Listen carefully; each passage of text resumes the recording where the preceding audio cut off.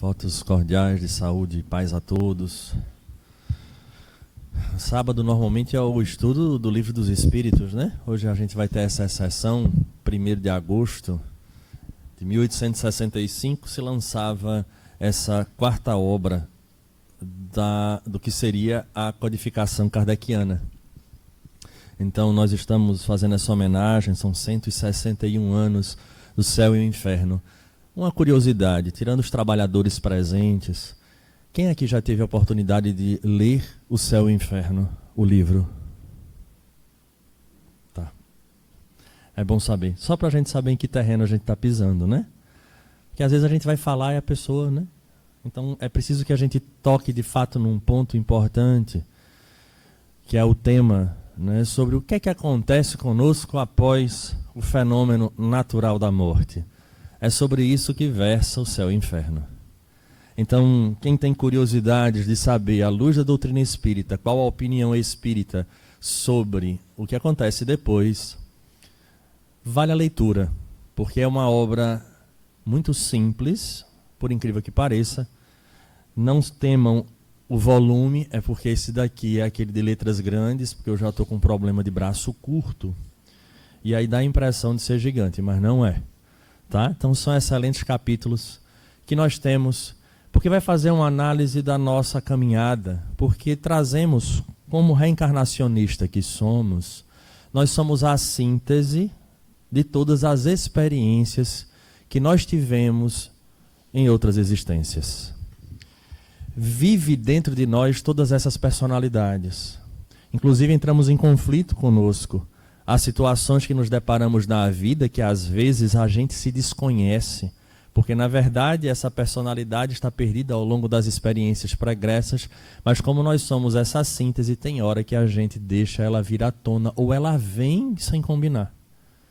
Mas se nós pararmos para avaliar, a história nossa, em sua maioria, nos deixou marcada a perspectiva tradicional do que aconteceria após esse fenômeno da morte. De que o nosso destino estaria traçado através das ações que aqui tivemos, de tal maneira que, uma vez sendo julgado do lado de lá, e sendo dada a sentença, essa sentença era irrevogável. Dentro de todas as tradições, podemos dizer assim, em especial dentro do judaísmo e do cristianismo, criou-se essa ideia de que nós tínhamos esse destino irrevogável e frequentemente dentro das tradições, né, do cristianismo, vamos dizer assim, tradicional em termos de religião, a ideia geográfica do céu, que seria o paraíso, o inferno, e o meio termo, que seria aqueles que estariam numa condição de poder no mundo espiritual ainda passar por um processo de depuração e a partir dali atingir o ponto de encontrar-se face a face com Deus. É essa perspectiva que na maioria das vezes nós de forma inconsciente trazemos, porque essa síntese das personalidades ainda de alguma forma pesa muito sobre nós.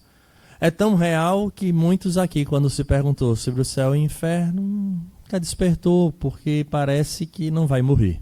E é importante que a gente lembre que nós temos essa fatalidade que acontecerá conosco. A doutrina espírita, então, quando ela traz aquela gama de novidades apresentadas em O Livro dos Espíritos, especialmente, ela cria uma condição para que nós possamos utilizar todos os fundamentos e princípios que ali estão para entendermos. Porque na medida em que nós temos aquela visão antiga dos destinos já marcados por esta sentença e é irrevogável, é muito complicado nós conseguirmos ajustar a visão de Deus como sendo amor, segundo falava o próprio João Evangelista.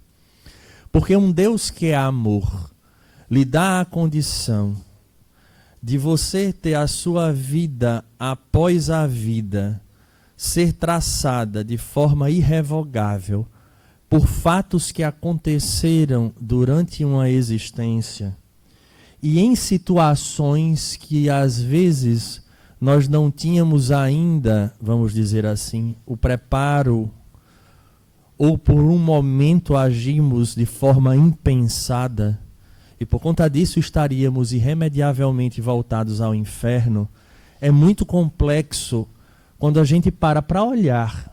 Olhemos o planeta Terra. Por favor, de uma maneira menos severa, ser brasileiro, morar onde nós moramos, estou falando em termos de continente, é tão ruim assim? Não sejam tão inflexíveis. Olhem para as coisas boas. A gente tem um aporto de galinha, nós temos as nossas condições. Vá lá que surgem sofrimentos e desafios. Mas vejamos que estamos num país eminentemente cristão, onde a maioria de nós tem acesso às informações da realidade do Cristo, da moral evangélica. Seguir ou não já é outra história, mas raros de nós não têm acesso a essa informação. Eu estou partindo pelo princípio da unicidade da existência, para que a gente entenda como essa tese dessa geografia e deste destino irrevogável, ele entra em choque com a perspectiva de Deus. Porque, repito, se Deus é amor, há indivíduos que nascem em países cuja sua estrutura, inclusive de contato com essa realidade do evangelho, da moral, da transcendência, não faz parte do contexto cultural. Então veja, nesses que acreditam dessa realidade irrevogável e dizem que Deus é amor, é muito complexo ele ser amor quando ele faz com que, porque nesta crença dizem que não há uma folha que caia, que é o que está escrito, que não seja da permissão divina. Então esses indivíduos que nascem nesses países e em situações de extremos desafios no campo moral, quais culpas devem pesar sobre eles no pós-mortem, se dentro da cultura no qual Deus permitiu que ele nascesse, ele devesse ser julgado igual a nós que vivemos num país onde temos acesso e liberdade até certo ponto para professarmos a nossa fé. Percebem a delicadeza da situação? Criamos um grande problema. Deus, então, não é tão justo assim, ou ele tem alguma parcialidade, porque que bom que a gente nasceu aqui. Outros nasceram em países, inclusive mais civilizados, e que também têm acesso à religião, a uma informação que fala a alma. E aqueles outros que estão agora em regiões tribais, que estão em situações de países onde o ateísmo ou a religião não tem essa plena liberdade. Qual é a culpa que eles vão ter? Chega do lado de lá, vai ser julgado. E vai ser dito, olha, infelizmente você não acreditava em nada, não fazia nada de bem, não. Então, como você não acreditava, você vai para o inferno. De eterno, abre a porta do inferno, empurra ele, joga, e agora vem fogo, tridente, demônio, toda uma situação. Mas eu não tive nem condições de escolher, eu nasci ali. Não foi o Senhor que me botou lá? Então vejamos que o problema, ele de fato, ele exige de nós alguma reflexão.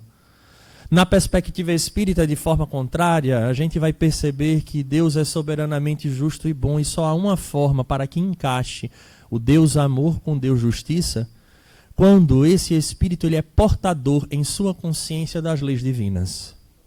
E é o que os espíritos dizem. Não está em nenhuma obra sagrada, nem em nenhuma religião, ela é detentora da verdade plena. O espiritismo vai dizer que não é fora da religião, é fora da caridade. Aí tem muita gente que diz, mas olha, eu vim do protestantismo e não é fora da caridade, é fora de Jesus. É um engano, porque o próprio Cristo fala de maneira muito clara no Evangelho de Mateus, que quando ele vir, ele vai separar os bodes das ovelhas. E o que ele vai fazer nesta separação, o que ele usa como parâmetro desta separação, não é a fé nele, por incrível que pareça. Está lá escrito, podem procurar no Evangelho de Mateus. Ele diz assim, eu vou saber, vou fazer a separação, porque aqueles que de fato entrarão no reino dos céus serão aqueles que ajudaram os outros, quando ele diz aí, quando fizeste aos outros, foi a mim que o fizestes. Tive fome, me destes de comer. Tive sede, me destes de beber. Estive nu e me vestistes. Estive preso, me visitastes. E assim sucessivamente. Então Jesus coloca de forma clara nessa passagem que esta separação e a conquista desse reino dos céus, ele não está estabelecido na religião em que a gente professa, mas na ação, que de acordo com a nossa consciência, que é onde estão as leis divinas, nós iremos agir. Então, não importa se nesse momento eu necessite reencarnar num país que tem essa dificuldade no campo da religião. Porque não é através dela que eu me salvo, que eu entro nesse paraíso. É a de acesso a essas leis que estão na consciência, onde eu posso acessá-las em qualquer lugar, a qualquer tempo, de maneira que eu posso viver o tive sede, me destes de beber, tive fome, me destes de comer, em qualquer lugar. Portanto, conquistando em mim esse paraíso, porque minha consciência encontrar-se-á em paz. A doutrina, então, trazendo nos seus fundamentos da realidade do Espírito, em que ele é o autor da sua vida, fica fácil nós entendermos Deus como sendo soberanamente justo e bom, e todo amor. Porque agora ele faz com que o Espírito experiencie essa vivência. E a partir dali, ele comece a adquirir a experiência fruto das suas ações. Mas, ao mesmo tempo, seria por demais injusto nos deixar numa roleta russa para simplesmente virmos à Terra viver o que tem que viver, a gente acha que tem que viver e volta sofrendo as consequências.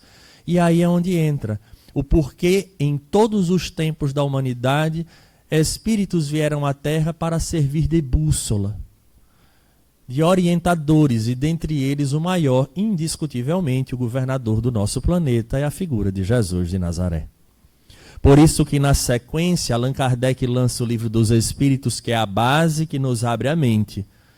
Depois vai vir o Livro dos Médiuns, falando dessa realidade do mundo espiritual, e a posteriori é o Evangelho segundo o Espiritismo, pautado em Jesus, exatamente a nossa vivência que nos garantirá este céu, este paraíso, que também não é geográfico, porque onde nós estivermos e a nossa ação estiver de acordo com as leis divinas, nós estaremos em paz, assim como onde nós estivermos e as nossas ações entram em choque com aquilo que foi estabelecido pela lei divina, nós estaremos no inferno.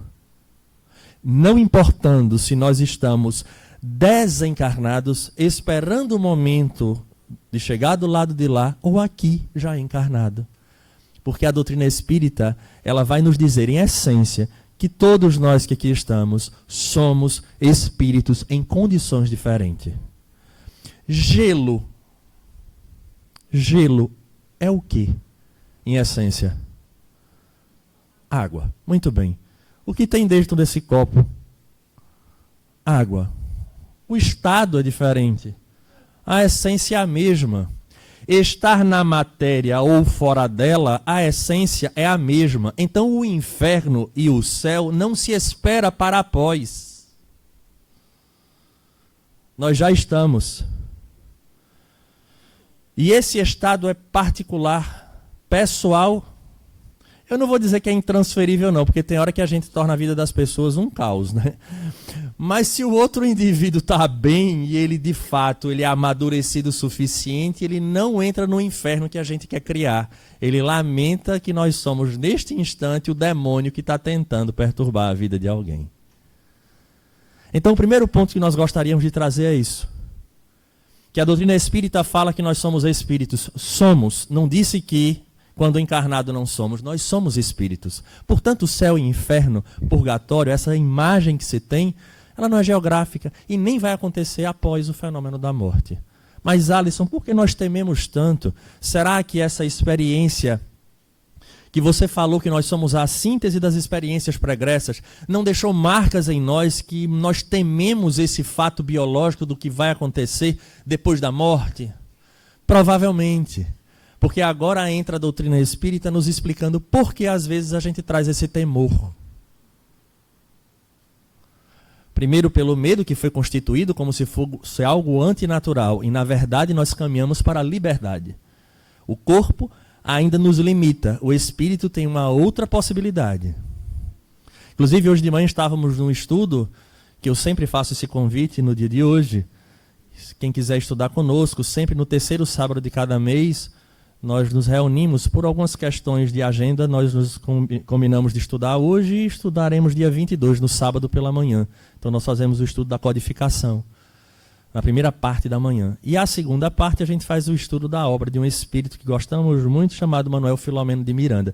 E hoje no estudo a gente falando sobre esse processo, da potência do espírito que nós somos, uma das características é a capacidade de que as coisas materiais não impedem que o espírito, por exemplo, atravesse uma fogueira, mas ele não sente calor nem se queima. E nem uma parede, por exemplo, o impede de enxergar. E aí eu disse ao grupo, eu queria partilhar com vocês, se porventura algum dia vocês acordarem e olharem por uma parede, sem ser pela janela, pela parede, e vocês enxergarem o outro lado, vocês não têm superpoderes. Já saibam, morri. Tá? Então, isso é importante a gente ter essa noção. E todo mundo hoje teve essa sensação, pai do céu, Alisson, é bom pensar, abriu, viu a parede, enxergou o que tem do outro lado, ou então foi botar a mão de manhã para se apoiar, para botar a sandália e a mão passou direto, você não está com superpoder. De fato, você desencarnou. Porque é um fenômeno natural. E esse incômodo talvez esteja pela experiência do ciclo do que aconteceu. O espírito, o ser pensante, ele tem a liberdade de agir de acordo ou contrário a essas leis que estão aqui na consciência. Às vezes a gente sabe até o certo, mas a experiência das sensações e dos desejos falam mais alto ao ponto que a gente diz assim, hoje não, hoje eu vou me permitir. Não sei se acontecem com vocês, mas comigo acontece. Hoje eu vou me permitir. Nesse processo do hoje eu vou me permitir, a gente faz uma concessão para uma coisa, mas tem várias outras que a gente faz essa concessão. Eu sou uma pessoa ótima, maravilhosa, mas não pise no meu calo. Não é assim? Veja, e é engraçado que ainda sente orgulho. Tem gente que diz assim, rapaz, eu tenho incontinência facial, você olha para mim, eu não consigo esconder. E a pessoa fala feliz, como se fosse uma grande vantagem. E o que é que os espíritos dizem então? No livro dos espíritos, na terceira parte, ele vai dizer assim, olha, existe um conjunto de leis, que do mesmo jeito que existem as físicas, existem as morais. E que nós estamos para vivenciá-las, porque elas estão inscritas na consciência. E este processo da vivência só se dá de uma forma, eu tenho que infelizmente dizer a vocês, é através do convívio com o outro. Mas, Alisson, eu pensei que se eu meditasse todo dia, entrasse numa caverna, vivesse com meus gatos e não falasse com ninguém, eu não tinha problema. Não, vai ter, porque só se evolui com contato. Porque é no contato que eu meço a mim e não ao outro. Na minha imaturidade, eu vou medindo o outro e digo que é ele que me perturba, que é ele que me desequilibra, mas não é. Eu me permito me desequilibrar, consciente ou inconscientemente. Na medida em que a gente amadurece, a gente vai ver que é assim que funciona. E eu estou falando amadurecer espiritualmente, não é em cronologia biológica, não. Porque tem gente que continua com altas idades já, e ainda com a mesma atitude infantil de achar que o mundo joga contra ele. E, na verdade, tudo que está se passando de contra é um aviso que ele está recebendo de dizer melhora, porque não é o corpo que ele tem dificuldade. Até tem, dói a lombar, não sei vocês, mas a minha dói. Dificuldade de ver. Afinal de contas, é o desgaste natural do tempo dessa ferramenta. Mas o desejo mesmo, a vontade, todas essas questões, o livro... o Céu e o Inferno, quando ele fala, ele diz assim, até o glutão, quando ele olha para a comida e que saliva, não é o corpo que coordena isso. Ele saliva porque é o espírito que tem essa experiência prévia. Então não é o corpo que é glutão, porque a gente tem o hábito de dizer, a carne é fraca. Mas não é fraca. Quem é fraco é o espírito, porque a carne é só a ferramenta. É isso que Kardec traz para os espíritos, trazem para a gente. Então, o que é que acontece, Alisson? Então eu começo a perceber que eu posso classificar a minha vida agora, neste instante que nós estamos no Jefa, talvez estejamos tendo uma experiência, não necessariamente de um alto paraíso, mas de algo feliz em nossa vida. Parece que enquanto nós estamos ouvindo a palestra, talvez sorrindo por alguma coisa, a gente esteja bem, eu posso dizer que nós estamos no paraíso.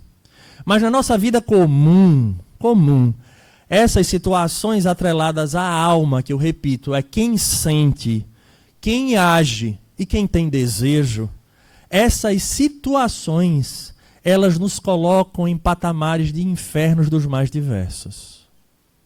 Se alguém aqui gosta, por exemplo, de algum tipo de alimento e não passa sem ele, está criando para si um problema no dia que alguém que compra esquece de comprar. Quando chega em casa e diz, cadê tal coisa? Esqueci de comprar. Mas eu não consigo passar sem isso. Sai agora. Mas eu não tenho como sair que eu vou resolver um problema online.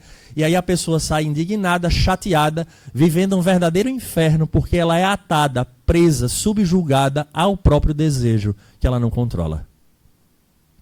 Conseguem perceber isso? Só tem um detalhe. A matéria, essa ferramenta, ela de alguma forma ela nos limita. E é uma prova tão real. Eu não vou pedir para vocês botarem a mão na parede, mas por favor, toquem no banco, vocês vão perceber que vocês não atravessam o banco, ou seja, não tem ninguém desencarnado. Sinal de que vocês estão limitados pela matéria. Então essa intensidade que nós temos dos nossos sentimentos e emoções negativos, um ciúme, uma inveja, a maledicência, às vezes um planejamento para vingar-se de alguém. Mas, Alisson, eu não me vingo de ninguém, eu sou espírita. Tem certeza? Ou será que a gente não se vinga no sentido de botar alguém na esquina para matar outro? Mas na minha mente eu crio, de vez em quando, se eu pudesse eu esbofeteava. No mundo dos espíritos, eles dizem que pensamento é energia viva e que você no mundo espiritual executa tudo o que você pensa. Olha que interessante. Ou então fulano briga com você e você diz assim, pois eu hoje não vou fazer o que ele gosta. De propósito. Ou então, coisa que a gente nunca faz, vou dar um gelo em fulano, em cicrano. Não falo com ele enquanto ele não voltar atrás e não pedir desculpa. Oi fulano, bom dia.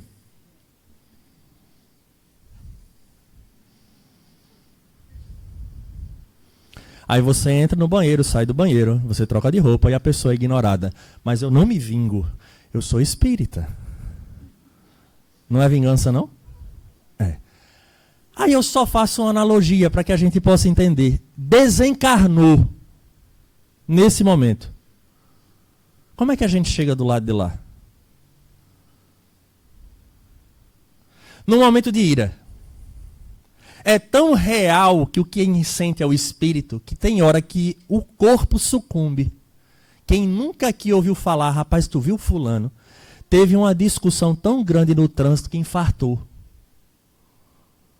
A energia desprendida pelo espírito foi tamanha que o organismo não suportou e sucumbiu. Mas a origem está no espírito. Imagina que foi fulminante e a pessoa desencarna naquele estado. Como é que é chegar do lado de lá dessa forma? Paraíso ou inferno? Já estava. Já estava. A gente só não classificava como inferno porque para a gente está tão normal a gente entrar nesses processos de desequilíbrio que a gente acha que o inferno é algo pior do que isso. É por isso que eu digo, a doutrina não tem nada de mística. Nada de mística. Ela é lógica. Ela é lógica. Mas, Alisson, e os espíritos que vão me obsidiar? Quer mais? Você já está ali gritando, brigando, esculhambando ele, a mãe dele, que nem ali está. A geração inteira, vocês acham que qualidade de espírito vai se aproximar? Aqueles que querem de fato que a gente vá adiante. E aí a gente desencarna. Naquele momento, o indivíduo agora fez mal a si próprio, fez mal ao coração, desencarnou, entra do lado de lá sentindo dor, porque nesse caso agora a dor está relacionado ao que ele estava preso à matéria, porque ele vai ficar impressionado com isso, o nome está dizendo mesmo, é impressão da matéria no espírito, através do perispírito. E agora ainda vai ouvir um bocado de espírito zombeteiro do lado de lá dizendo, morreu. Tá vendo? Agora a gente vai se aproveitar de você. Porque já estava. Nada do que vai acontecer dali para frente, é diferente do que estava acontecendo enquanto ele estava na matéria. Nada. Então não existe, de fato, um local, mas esse estado de consciência, esse conjunto de sentimentos e emoções, de comportamentos que nós nutrimos diariamente, que nos manterá num estado de equilíbrio, enquanto na matéria, perdurando para o mundo espiritual, ou então que nos colocará no inferno, que nós já estamos e não notamos, que esse é o grave. Eu sou assim, vou continuar assim e vou morrer assim. Então você vive no inferno, vai continuar no inferno e do lado de lá vai estar nesse inferno junto com os amigos seus que estão lhe partilhando dessa experiência. Consegue entender? Então não tem nada de extraordinário na doutrina espírita quando se fala de céu e inferno. Porque agora, na verdade, faz-se valer de forma clara o que o Cristo disse, a cada um segundo as suas obras. E aí nessa obra, os espíritos orientando Allan Kardec criam um conjunto de códigos para que entenda com facilidade as consequências que acontecem, o que pode vir a acontecer conosco nessas penas futuras. É na primeira parte, que ele existe em duas partes, o capítulo 7º, as penas futuras segundo o Espiritismo. O que é que acontece com a gente do lado de lá? E ao mesmo tempo a gente vai perceber que o que ele coloca do lado de lá nada mais é do que vai acontecer com a gente do lado de cá. Então, Alisson, quer dizer que hoje a minha vida é um caos. Eu convivo com pessoas extremamente difíceis dentro da estrutura do meu lar, onde não há afetos. Pelo contrário, paira uma desconfiança entre todos nós. Eu não tenho um minuto de paz. O nome disso é o quê? Inferno, né? Mas só que isso não foi aleatório, foi algo plantado. Onde o indivíduo plantou para ele próprio, porque vida só tem uma, a do espírito. E a gente entra e sai da matéria, dando continuidade à nossa história, reencontrando os indivíduos que nós fizemos bem ou fizemos mal. Então cada um receberá conforme as suas próprias experiências e escolhas. Allan Kardec, então, entrando em contato com esses espíritos através de médiuns diversos, traz essas experiências que ele concluiu. E ele coloca, ó, são elas, as almas, essas mesmas almas partidas da terra que nos vêm hoje iniciar nos mistérios da vida futura, descrever-nos sua situação feliz ou desgraçada, as impressões, a transformação pela morte do corpo, completando em uma palavra os ensinamentos do Cristo sobre este ponto.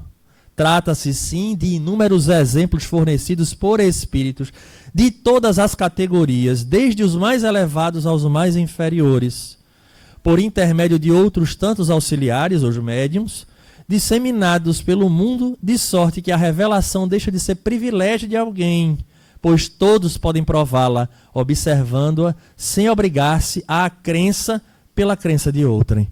Ou seja, ninguém aqui é obrigado, na época de Kardec, não era obrigado a você crer. Todo mundo tinha a oportunidade de experienciar, de ouvir os espíritos e a partir dali chegar às suas próprias conclusões.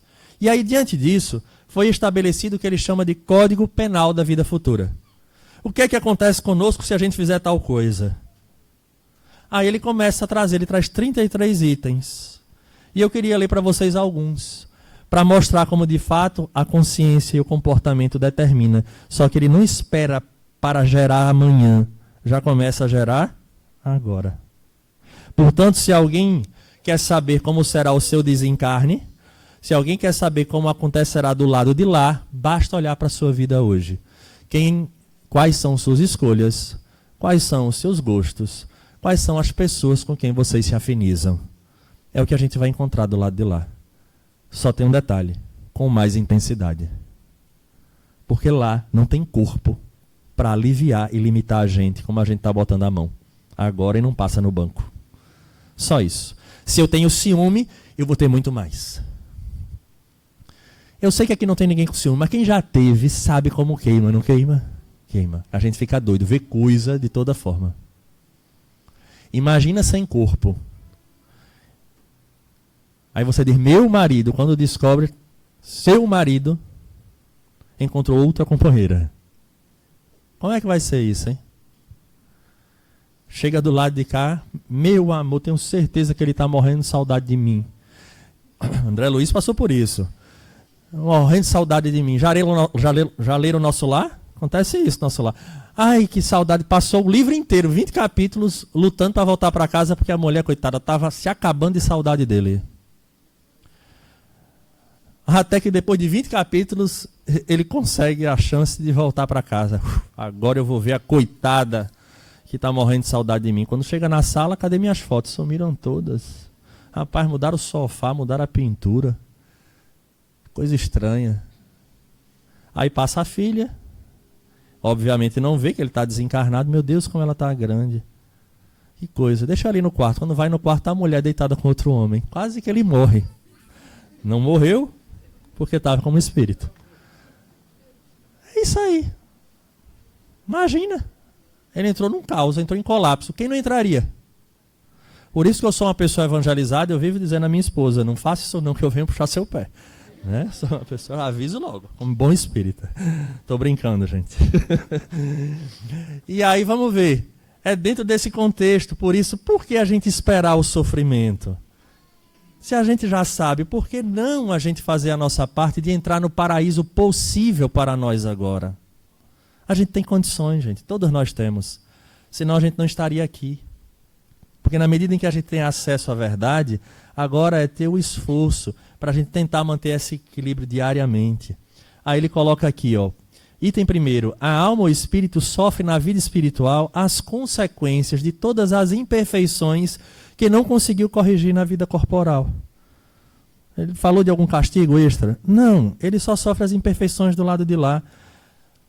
Eu estou usando o exemplo do ciúme, vamos continuar nele. Se o ciúme nos faz sofrer aqui, como nos fará sentir lá?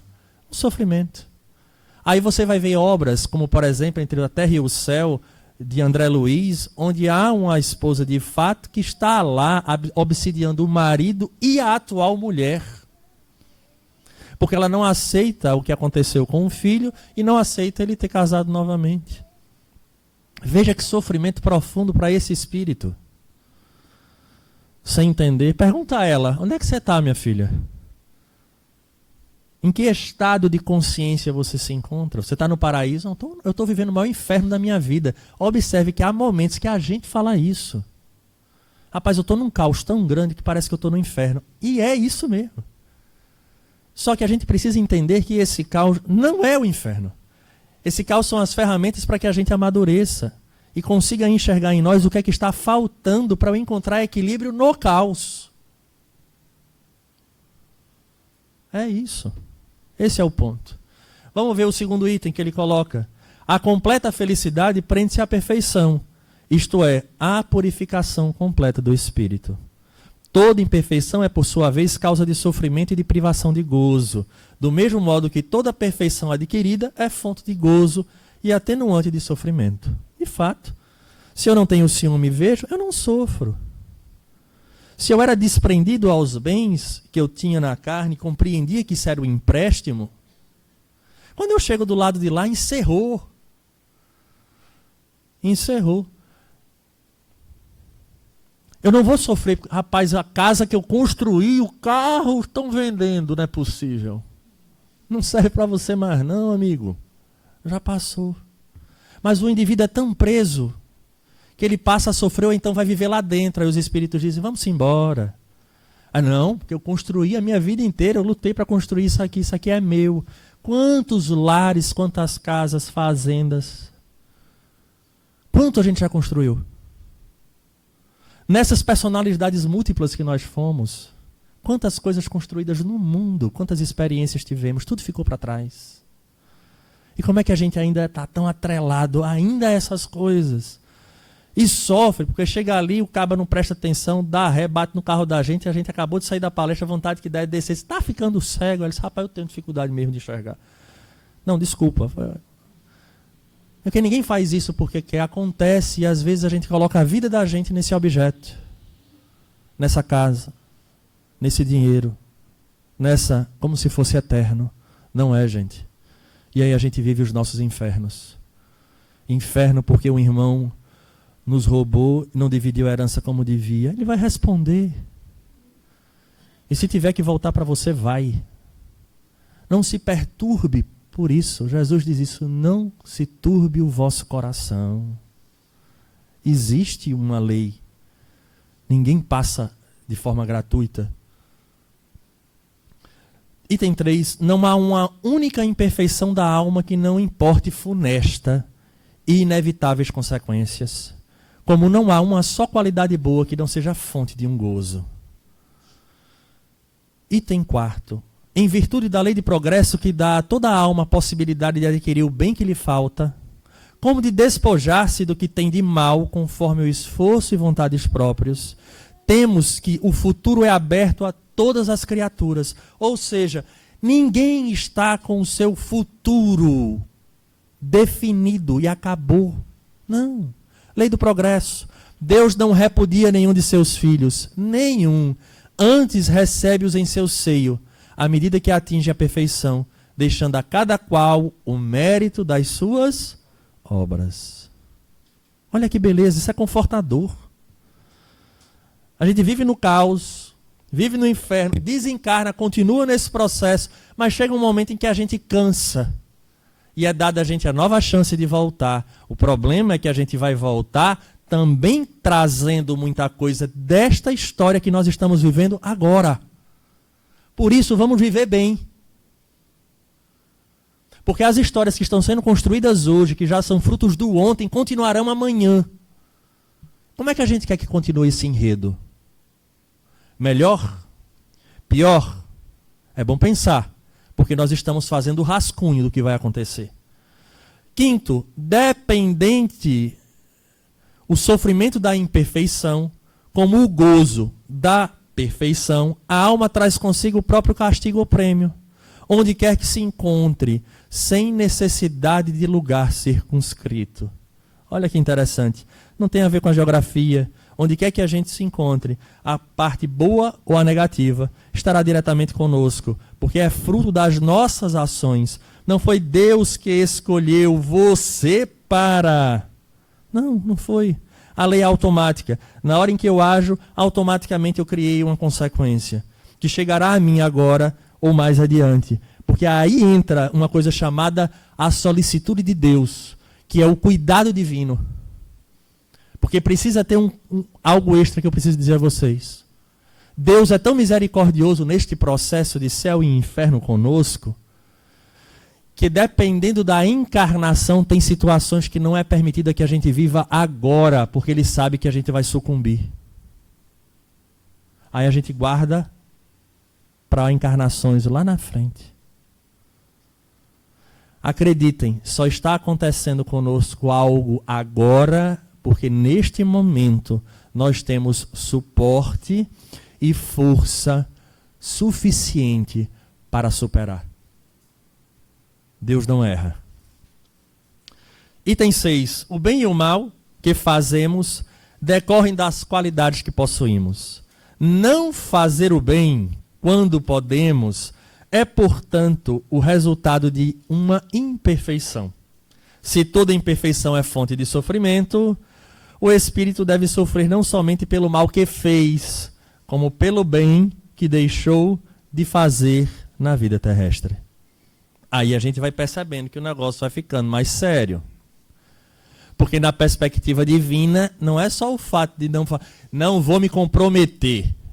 Não quero fazer nada para não me comprometer. Pois é, não fazer também é um ato de egoísmo. É uma imperfeição. Então ter a chance quando alguém nos chega com a chance de que a gente ajude, de fato, não percamos. Porque conta a nosso favor. E eu queria que a gente lembrasse disso com muito carinho. Eu tenho batido nessa tecla muito. Eu queria bater mais uma vez junto a vocês do sábado. Não sei se eu já falei isso no sábado, mas não percam a chance de fazer o bem. Aí você diz, mas Alisson, que frase clichê. É, mas para o Espírito é diferente. Porque nos bastidores de nossa vida, há um conjunto de espíritos que nos amam. E eles estão em escalas diversas de condição moral. Há pessoas aqui que têm pais que já desencarnaram. Avós que já desencarnaram. Amigos queridos que já desencarnaram. Vocês acham que o afeto acabou? Não, gente. Eu falei muito claro a vocês que o corpo limita. Se eles amavam muito fora da matéria, eles amam com muito mais intensidade, a tal ponto que se não tiver equilíbrio, enlouquece. E eu não estou falando bobagem não, está na literatura de André Luiz e de Manuel Filomeno. Porque até amar demais em desequilíbrio a gente enlouquece. Porque a gente não admite que algo de ruim aconteça com alguém que a gente ama. Mas quando esses espíritos amadurecem, eles são extremamente gratos a quem faz o bem àqueles que eles amam. Aos pais presentes aqui, aos avós presentes. Quando fazem um bem aos filhos ou aos netos, qual é a sensação que a gente tem em relação a esta pessoa? Existe um ditado popular, quem beija a boca do meu filho, a minha adoça. Faça mal a mim, mas não faça mal à minha cria. Ao mesmo tempo, quando você faz bem a esta pessoa, eu me sinto extremamente grato. E esse sentimento acaba porque morreu, foi? Não, gente. Tudo é mais intenso. Tudo é mais intenso. O que é que eu estou querendo dizer com isso? Que na hora em que nós estamos nesse item aqui, de aproveitar as oportunidades de fazer o bem, a gente está olhando para a pessoa, é verdade, mas nos bastidores da vida dessa pessoa, tem espíritos que vão ficar extremamente agradecidos a você. E se um dia nós precisarmos de alguém para nos ajudar, até com um filho que está doente, acreditem, esses espíritos desta pessoa a quem você ajudou vai saber e vai se juntar e vai dizer assim, vamos ajudar essa pessoa, porque um dia ele fez bem a alguém que eu amo. Tem lógica? E o mal também é verdade. Se você faz mal a alguém, a pessoas que amam esse alguém e que ainda não estão em condições de perdoar, vai querer vingar-se. Por isso a lei divina ela é tão perfeita. Quando diz, aproveita. Porque não fazer o bem também está fazendo o mal. Mas não é o mal para o outro, não. É para si. Porque o outro vai passar por aquilo que tem necessidade. Item 9. Toda falta cometida, todo mal realizado é uma dívida contraída que deverá ser paga. Olha, toda falta cometida, todo mal realizado é uma dívida contraída que deverá ser paga. Se o não for em existência, selo-a na seguinte, ou seguintes, no plural. Porque todas as existências são solidárias entre si. Aquele que se quita numa existência não terá necessidade de pagar segunda vez. As existências são solidárias. Nós estamos vivendo o resultado do que vivemos ontem. Passamos pela erraticidade, que é esse período entre uma encarnação e outra.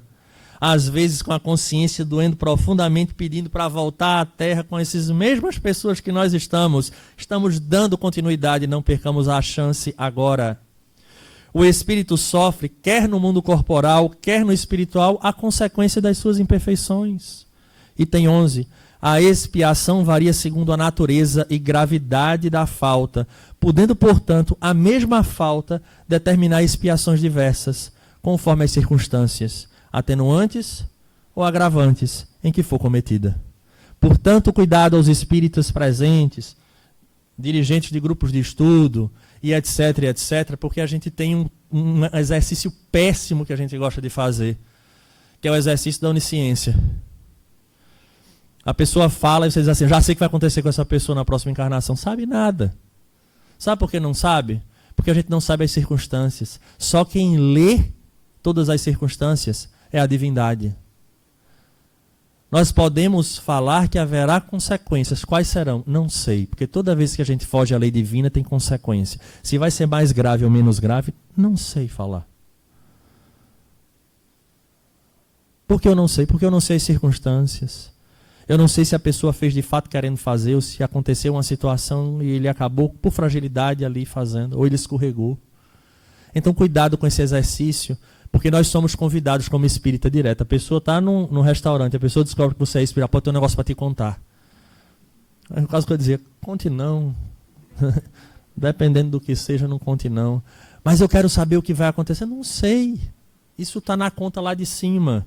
Não inventa de querer solucionar a vida dos outros, que a gente não consegue solucionar nem a nossa. Não há regra absoluta nem uniforme quanto à natureza e duração do castigo. A única lei geral é que toda falta terá punição e terá recompensa todo ato meritório segundo seu valor. Olha que interessante. Então não tem regra nesse sentido. Não tem. Aí tem o item 16 que eu queria parar nele, porque vai até o 33º. Aí o 16 é interessante. O arrependimento, conquanto seja o primeiro passo para a regeneração, não basta por si só. Aí, Alisson, eu achava que naquele momento final, vou fazer a vida, a maldade o tempo inteiro. Quando chega no momento final, ali, eu vou me arrepender de coração. Eu não preciso pagar mais nada. Vamos ver o que ele diz aqui. O arrependimento, conquanto seja o primeiro passo para a regeneração, não basta por si só. São precisas a expiação e a reparação. Isso é a coisa que nós temos mais dificuldade. Vamos ver. Arrependimento, expiação e reparação constituem, portanto, as 3 condições necessárias para apagar os traços de uma falta e suas consequências. Arrependimento, expiação e reparação é necessário para apagar os traços e as suas consequências. O arrependimento suaviza os travos da expiação, abrindo pela esperança o caminho da reabilitação. Só a reparação, contudo, pode anular o efeito, destruindo-lhe a causa. Do contrário, o perdão seria uma graça, não anulação. Queria que a gente prestasse muita atenção nisso. Vamos lá. Para a gente entender como é bacana a lei divina na nossa vida. Arrependimento, expiação e reparação. Pensem em suas famílias. Arrependimento, expiação e reparação, não é isso? Capítulo 14 do Evangelho. Vai para o mundo espiritual, percebe que fez a bobagem. Botou a mão na cabeça. Eu achei que eu era a vítima. Eu sou o algoz. Aí a lei divina que está na consciência, a gente não consegue ficar em paz. Porque eu olhava para aquela pessoa e achava que ela era o problema. Na verdade, eu fazia parte desse problema, porque fui eu quem provocou isso no passado. Aí eu digo, meu Deus, eu estou arrependida. Aí a divindade diz, ótimo, um bom passo. Suaviza a expiação. Porque a expiação agora é você arcar com as consequências do ato. Isso é expiar. Então, Alisson, aquele filho, às vezes, que está me gerando trabalho, eu estou num processo expiatório? Porque provavelmente foi você que ontem estimulou ele a fazer o que ele fez, gerando esse hábito que agora ele volta. E você volta ao lado dele. Na tentativa de quê? Reparar. Enquanto ele está naquele ato, eu estou expiando. No meu convívio, é sofrido, Alisson, ver aquilo. Porque foi fruto de algo feito antes. Que você se arrependeu e voltou querendo resgatar essa pessoa. Porque você mal direcionou ele em outro momento. Vê-lo passar por isso, gerando todas as situações, é o inferno. É a expiação. Mas não é para desesperar, não, nem é castigo, não. É o passo para... Porque agora eu posso reparar. Eu expio porque quem sente a dor sou eu. Mas é a chance que eu tenho de reparar aquilo que ontem eu fiz. Só que o reparar, eu queria que vocês prestassem atenção no que está escrito, que as pessoas têm um hábito, sempre o mais fácil, né? Mas isso faz parte de todos nós, tá? Eu não estou julgando ninguém, não. Estou falando de todos nós. Ele diz aqui, ó, só a reparação, contudo, pode anular o efeito, destruindo-lhe a causa. Qual foi a causa? Ele não disse para você reparar o que aconteceu em termos do carro quebrado. Você bate no carro de alguém, aí tem muita gente que interpreta assim, agora eu vou lá e conserto o carro. A causa foi abatida mesmo? Foi não, gente. Foi a desatenção. Reparar é reparar a causa. Fui eu quem o empurrou, apesar do problema ser dele, porque eu estimulo, eu estou ao lado, mas é o indivíduo que traz o defeito em si. Eu preciso reparar em mim as minhas dificuldades, para que isto não se repita. A pessoa, esse filho com problema, ele precisa ser reparado na causa. Qual é a causa? É o desvio moral. Não é o fato dele ser viciado nisso ou naquilo. Eu preciso agora trabalhar na causa, porque senão vai repetir. Eu bato no carro de alguém, eu pago. Conserto. Ai, Alisson, você reparou. Chego lá na esquina, bato no carro de outra pessoa. Aí eu desço e digo, eu pago. Eu reparei alguma coisa? Não, eu só estou reparando os efeitos. Eu não estou reparando a causa. E o livro é claro. Reparar é a causa. Daí a necessidade dos pais, por exemplo, educarem seus filhos dentro de uma moral cristã. Porque senão se repete. Daí nós nos ajustarmos no campo da moral, porque senão se repete. A dieta da segunda-feira é isso. Qual é o dia de começar? Segunda. Mas só hoje. Repetiu. E aí você vai trabalhar sempre os efeitos. O problema está onde? Dentro. Reparar a causa. Então é reparar a si mesmo. Mas Alisson, isso não pode ser uma reparação em relação a outra pessoa? Sim. Mas é reparar a causa. Se eu magoei alguém e eu chego lá e digo, Joaquim, eu vou lhe restituir em dinheiro o que eu fiz a você. Tá certo. Eu reparei a causa? Não.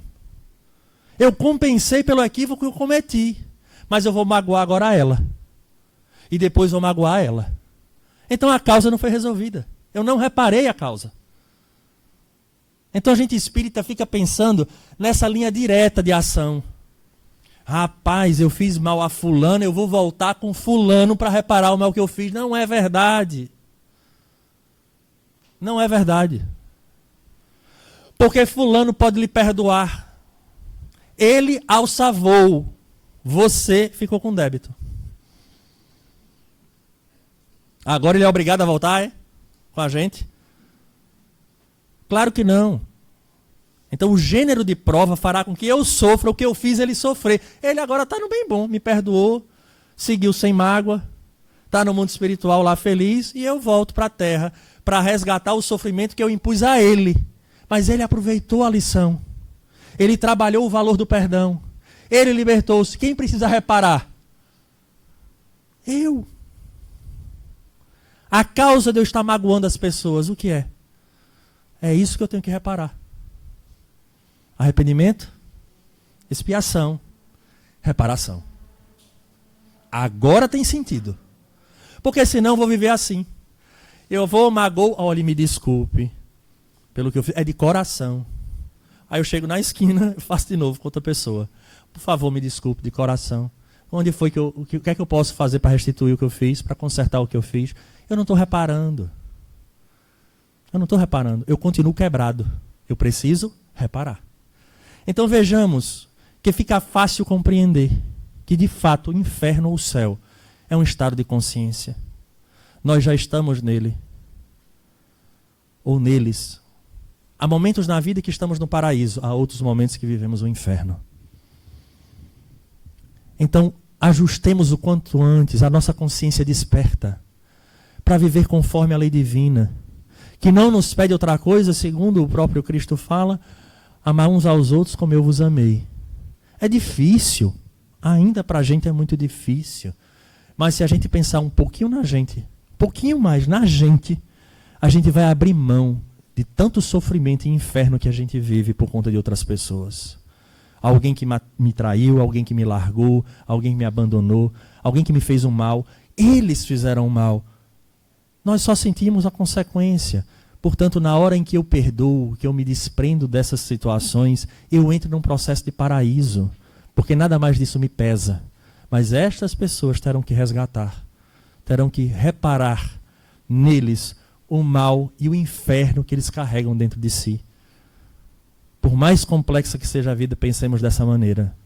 É a oportunidade que a divindade nos dá para que a gente ajuste e ganhe os nossos valores, que vivem em potência, nessa consciência que a cada dia nós despertamos, a tal forma que todos nós aqui presentes olhamos para trás, para 20 anos atrás, e a gente diz: meu Deus, passei por esta situação, estou aqui, como eu faria diferente?